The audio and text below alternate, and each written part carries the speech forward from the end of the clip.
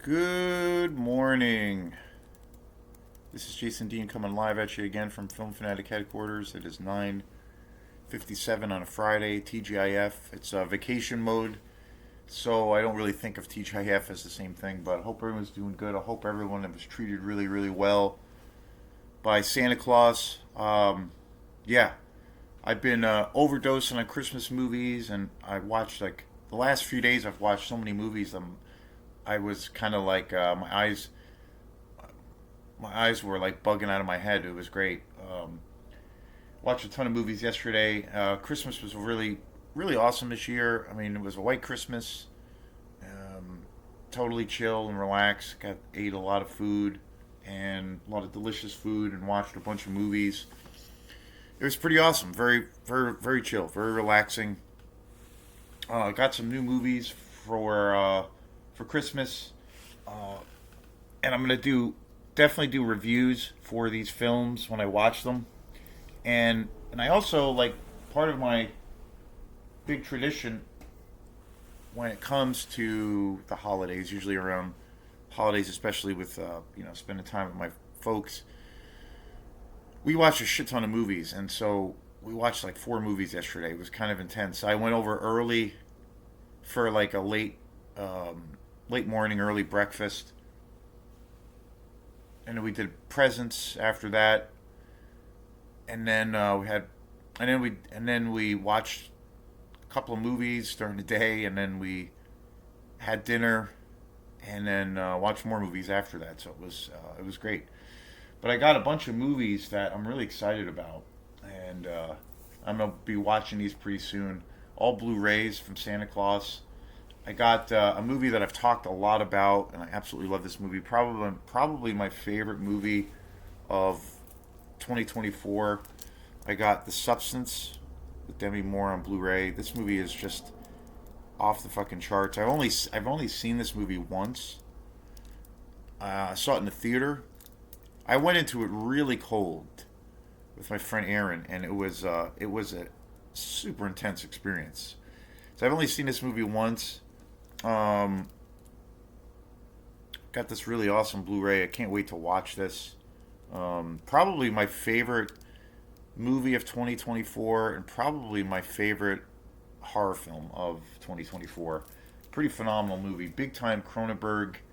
It's like a weird mix if you threw like Cronenberg, David Lynch, um, and maybe like some old school Italian, or like not. Um, yeah, it's like if you put David Lynch in a blender with David Cronenberg, you'd kind of have this movie. It's Gonzo. It's legitimately Gonzo, and it's one of those movies that some things happen in it. I've done a review on this before after my time of seeing it in the theater, and it was super intense. And I have not seen it yet on Blu-ray. I haven't. I've only seen this once, so very excited. So I'll definitely do a review for this film about with the Blu-ray about the Blu-ray. So very excited for that. And probably the movie that definitely one of the most powerful movies and brutal, and also one of the most brutal movies I've seen in recent times. And it's really a close front runner for maybe the best movie I've seen this year for 2025. Probably the best movie I've seen this year. Um, and again, I've been going to the movies a lot more this year, so it's been really great. I had a few weeks where I went to a movie or a few movies like week after week, and it was really great. But this movie, probably the best movie of 2025 for me, overall, is probably One Battle After Another. Paul Thomas Anderson, Leonardo DiCaprio, Benicio del Toro, just a phenomenal movie, a modern masterpiece. And I got to see that in the theater. I've only seen that once. That would be one that I would definitely love to see on Blu-ray and definitely own. It's absolutely mind blowing. But this movie that I got from Santa Claus is maybe a close second or virtually tied with One Battle After Another, and that is The Long Walk. I got to see this in the theater as well when it came out, and I was just floored by this movie. It's based on a Stephen King book. This was actually the first, which I didn't know. I went into this movie really cold. I have not read the book. I do like Stephen King quite a bit, and actually today the movie that's going to be the main feature is a Stephen King movie, which I was just completely blown away again. But I am a Stephen King fan. Some stuff I'm not like, I guess, totally sold on, but I do overall like his stories um, and his books. My favorite Stephen King book, probably, which I don't believe has ever been adapted to a movie, which would be really wild because it's a very different film for him. Just like this, The Eyes of the Dragon, which is more of a fantasy-based film. That hasn't been adapted to any at all in any way, shape, or form, as far as I know. But just a phenomenal book. Dragons, and there's all kinds of magic in it, and sorcery and castles, and it's just an epic film. Kind of, it almost like has like a Tolkien kind of vibe a little bit, but it definitely a fantasy, a little bit of a Dungeons and Dragons kind of a vibe, but really, really great. Anyway, this book, The Long Walk, which was, again, I had not read it before. I went into this movie really cold as well.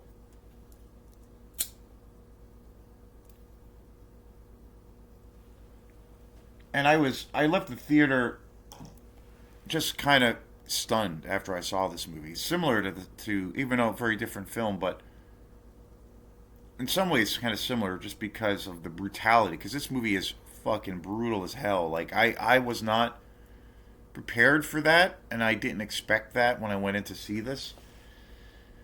Um, and it's actually the first book that Stephen King had ever put out as an author, so pretty wild. And I was floored by this movie, and I did a review for The Long Walk when I saw it in the theater.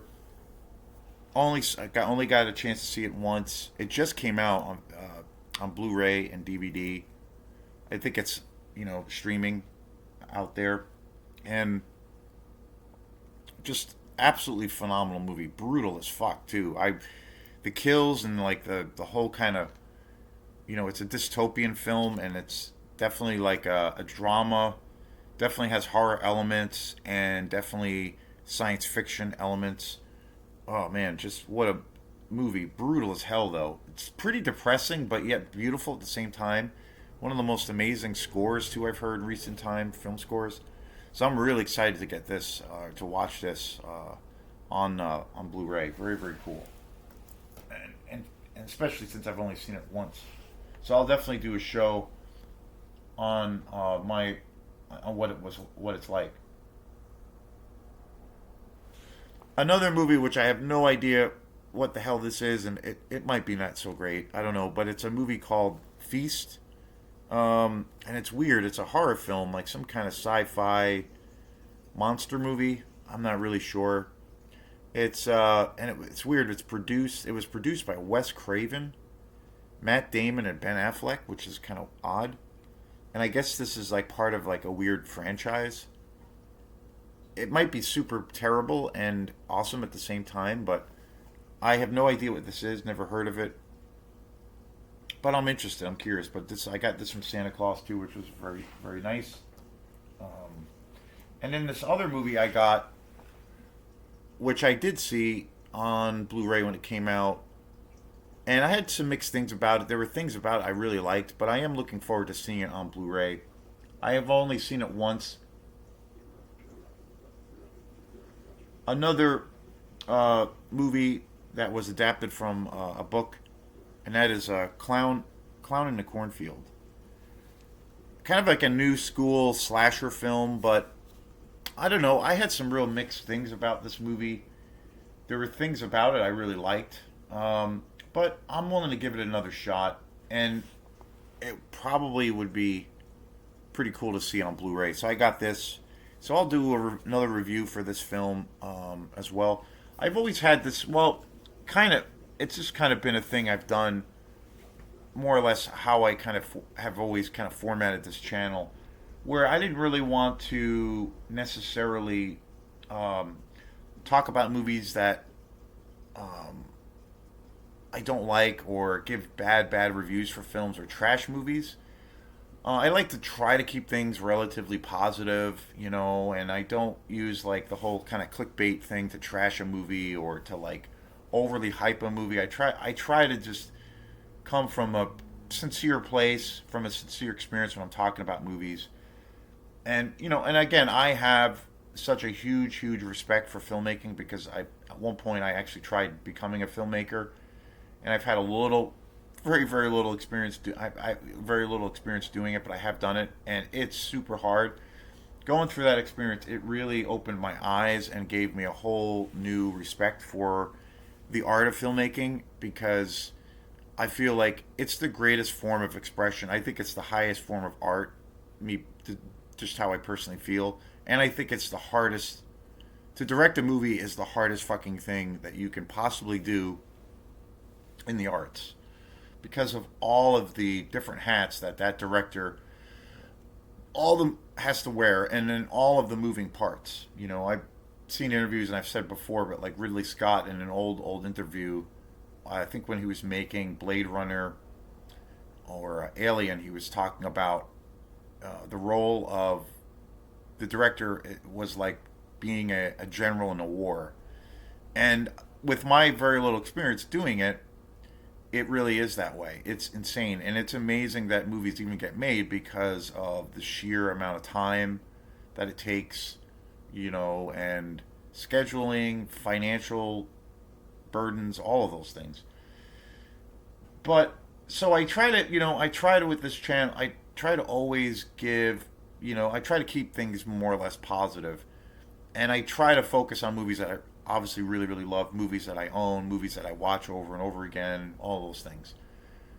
But I think it's good to be able to like, talk about or give an argument as to why you feel well, being able to articulate why you feel a movie really works and really hits the mark.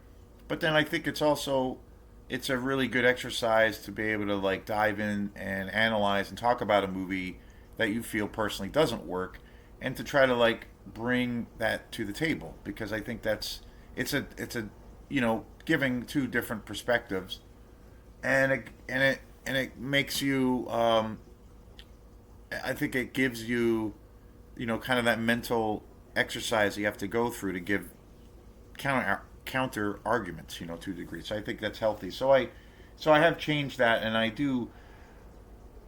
Whenever I go to the theater, I will do a review regardless of, maybe how I feel about the film. I will just. I still, even if I go to the movies and I see a movie that I don't really like or was really not a great experience, I still love the experience of going to the theater, even though I might not have liked that movie.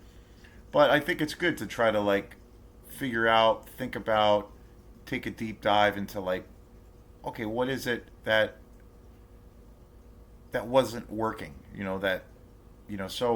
So I try to do that, and and generally when I talk about a movie after I see it in the theater, I'll talk about it regardless. Either way, I'll always do a review, and I'm trying to do that. I've been doing that more with movies in general that I rent. Um, I have had really good luck with movies that I buy. Pretty much everything I've been buying, the last couple of years.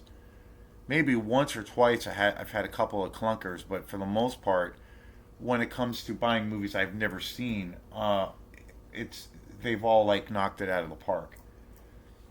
But I'm trying to give different. When I rent movies like at Opera House Video, I try to do reviews regardless. So I'll be doing that, trying to give things more, I guess, a little bit of levity when it comes to talking about movies or discussing films, reviews, those kinds of things. So speaking of Stephen King, I saw this movie that I actually tried renting. Well, I actually rented it on Thanksgiving, and then brought it over to my folks. We were kind of inundated with other films to watch, and we didn't get. I didn't get a chance to watch it at the time, which I had heard it was really good, but I didn't know. All I knew about the life of Chuck was that Mark Hamill was in it, which I love. He was in The Long Walk as well, and he's like super badass in it. He's just phenomenal in it. I'm a huge Mark Hamill fan. I mean, how can you not? It's Luke Skywalker, but he's a really talented guy and has a lot of different, amazing skills as an actor. So that was all I knew about Life of Chuck. I knew that it was Mark Hamill was a character in the film, and it looked. I had seen the trailer for this movie, The Life of Chuck, and it came out when I looked it up. It actually came out in 2024, but I think it just came out on Blu-ray, which is kind of odd because we're virtually into 2026. We're like a week away, less than a week away. And I didn't know that this was a Stephen King story. I have not read this book either. So, and I think that's really key. It's always tricky when you're adapting a book. Um, and I kind of feel it's the same thing when it comes to franchises. I'm a big fan of when a movie, you know, I think you should go into a movie if it's part of a franchise, for instance. You should not have to know all of the mythology around the characters, especially if it's like a Marvel movie, but or just in general. You should be able to go into that movie whether it's a franchise or not. But when it becomes and nowadays there's all these franchises that we're always that are coming our way as a movie fans. And I think a movie should be standalone. You shouldn't have to have seen all of the previous movies before. In some cases, obviously it helps, but I think you should, for a film to really grip you, you should be able to just go into it cold, and it should be able to just pull you in and make you excited. And you shouldn't have to have seen, when it comes to, say, some of the Marvel movies or the big franchises, you you should be able to enjoy it and get into it without having to have seen, all of the movies before or all of the spin-off TV shows. It should. I'm a big fan of like the standalone thing. For me, the biggest standalone film, kind of tied in with like the Marvel universe, was Logan, the movie. Though it's essentially a Wolverine film. That movie is like just an amazing masterpiece because it does that so well. And when it comes to like adaptations of books, some people will think when they go into a movie and they know it's based on a famous book, that they're like, well, I got to read the book, I should read the book, or I should read up on it, and all of these things to really understand the movie. Which again, I have, because of cinema and movies that I love, I have. It's gone both ways. Sometimes I've seen a movie that I really, really loved, and then it made me want to read that book, and then I really love that book. One movie that's an example of is Children of Men with Clive Owen. Such an amazing film. I love that movie to death. And then after I'd seen it, I didn't know it was based on a book, and then I read the book a few years after seeing the movie, and I really love the book. But it's just an incredible film. You shouldn't have to know all of these parts, all of these moving parts, and all of these things, and the backstory. Again, it should be just its own experience. So, with this film, Life of Chuck, I didn't know anything about it, and we watched it last night, and I was blown away by this movie. It's an incredibly beautiful film. It's got so much emotion to it. It's also it's such a complex story because it basically follows this character, um, Chuck, and the film is kind of told in these like three chapters, and it's about this guy who has this life where he becomes aware of his mortality and when he's going to die, more or less. And he goes through these like situations, where he's kind of faced with this his imminent demise, but even in that face, in the face of what he knows is going to happen to him, he tries to live to the fullest and really just embrace life and it's all its mysteries. And it's a pretty amazing film, and it's told in these like three different chapters, and it's kind of told backwards, and it's so well directed. And the thing I was blown away by, which I did not know, was that this film was directed by Mike Flanagan. And Mike Flanagan, I think, is one of the best directors in Hollywood, period, especially in the horror genre. Pretty much anything Mike Flanagan's name is attached to is kind of amazing, especially when it comes to directing. He's mostly done horror films throughout his career, and he takes on a lot of ambitious projects. I mean, he made the sequel to The Shining, which is awesome and so insane to think that somebody can pull that off. And it's a really good film. He's also in the midst right now of directing this Exorcist film, which is insane, But I think if anybody can pull it off, it can be him. But he's done all kinds of wonderful films, a lot of original work, mostly horror films. But this film is not a horror film. It's a I don't know. It's definitely like a melodrama. It's a very emotional film. It gets into a lot of philosophy. It is. I would say this film definitely has like fantasy elements as well, and it's an absolutely beautiful film. It definitely has a lot of dark elements. Maybe the feeling that I got when I started watching this film was that, wow, this movie is going to be. There were certain things I'm not going to go into spoilers, because again, I went into this movie really, really cold, and I was really surprised because, like, again, I tried watching this movie around Thanksgiving time, but then we didn't get around to it, so I rented it again, and so we watched it last night. It was the last movie that we watched on Christmas Day night.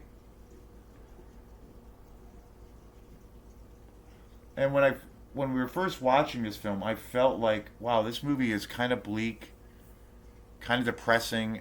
It's very somber, very melancholy, kind of a dark film, and kind of a sad film about loss and death, and maybe like to a degree like missed opportunities in a person's life. But ultimately, it really has such a unique kind of perspective, like as a whole, like the whole story about how people deal with adversity, or you know, when things present themselves to you in your life, and it seems like the odds are impossible, like everything is stacked against you. And sometimes films, with movies or books or stories that deal with those things, they sometimes go down this, kind of cliche way of like handling it, or a stereotypical way, of like, well, you just conquer it, and you get over that hill, or that guy or that girl always gets the guy, or he's the characters fall in love at the end, and the guy gets the girl at the end. This film isn't that. It doesn't do that kind of stereotypical thing at all. Like, it is about conquering the odds to a degree, but it comes from a very unique and very human place, and it doesn't really follow those kinds of tropes, or those stereotypes that you see when films deal with these subjects, which was really cool and very realistic, very, very realistic. And the cast is really pretty extraordinary. Just it's a stacked cast. I was really floored. I didn't know again who was in this film. Tom Hiddleston, Tom Hiddleston, Thor. Loki is in this film. He's one of the stars. He plays an older Chuck version of Chuck, and we see Chuck, the main character, throughout these various periods of his life. There's a really young version of Chuck, like as a kid, and then becoming a man, and then becoming fully, realized adult. So it follows him throughout his life. And Tom Middleton plays him as an adult male, and it's just a phenomenal performance. It's got to be the best performance I've seen him in, and he's a really great actor. I mean, he's most well known for playing Loki, which he's awesome in that. But he's a phenomenal actor. Really, really good. And this movie is so like layered and nuanced, like the roles, the character that he plays as Chuck. It's super nuanced. It's complex. It's not predictable, and it's really beautiful. It's a really beautiful performance. Mia Sara is also in this film. Karen Gillian, and of course the great Mark Hamill, who is absolutely phenomenal in this movie. Jacob Tremblay, Annalise Basseo, Kate Siegel, and Chevenel Ejiofor, who is just a phenomenal actor. I've seen him in a lot of films. He's just so great. Matthew Lillard is also in this film from the Scream movies, which he's only in this movie briefly, but he turns in a just a phenomenal experience performance. Um,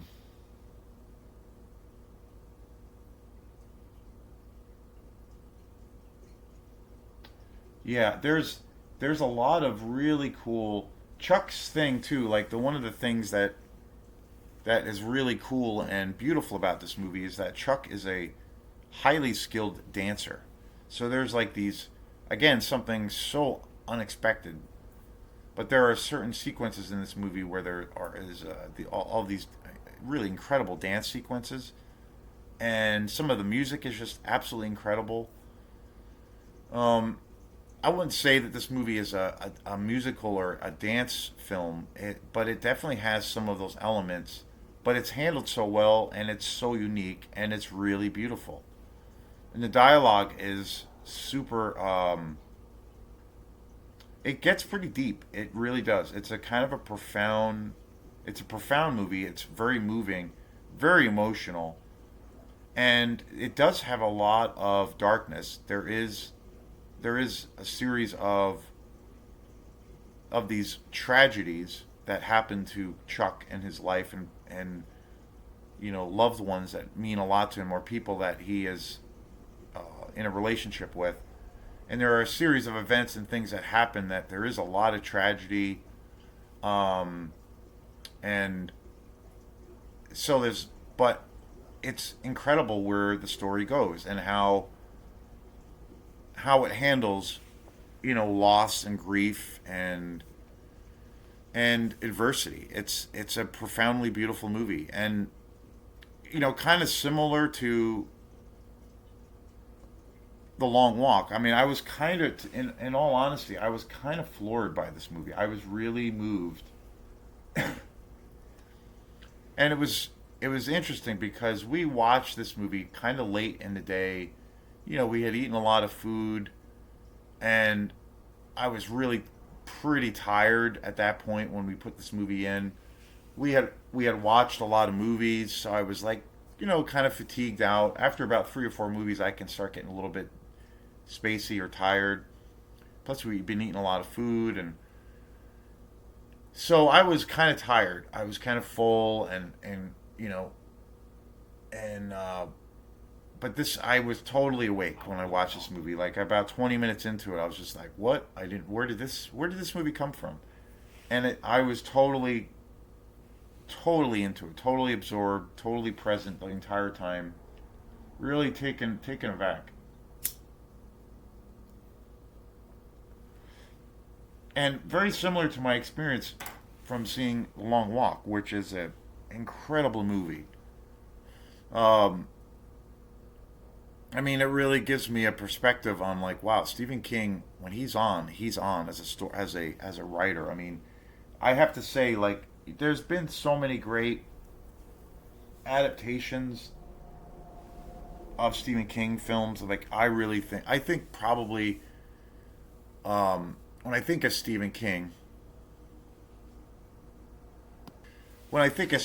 of course, there's been so many awesome adaptations. You know, probably the best uh, film, I think one of the greatest horror films.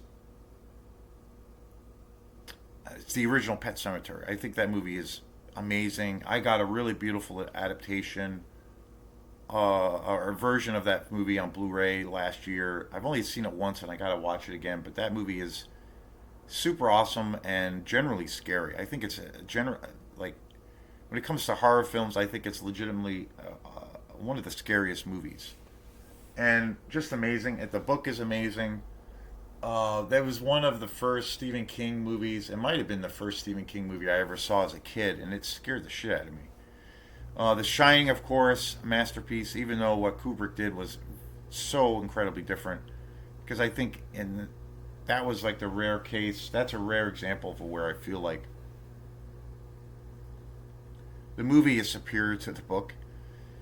So, The Dead Zone is another one I just absolutely love. I bought a few years ago. Christopher Walken, David Cronenberg, of course. You know, so there's a lot of great Stephen King films out there, without a doubt. So, but again, The Long Walk, and then especially The Life of Chuck, which is today's show. Didn't know anything about, and I was just like, wow, where did this movie come from? It's really innovative too, which I really love. It has a really interesting way of dealing with kind of the narrative and like the structure of a story.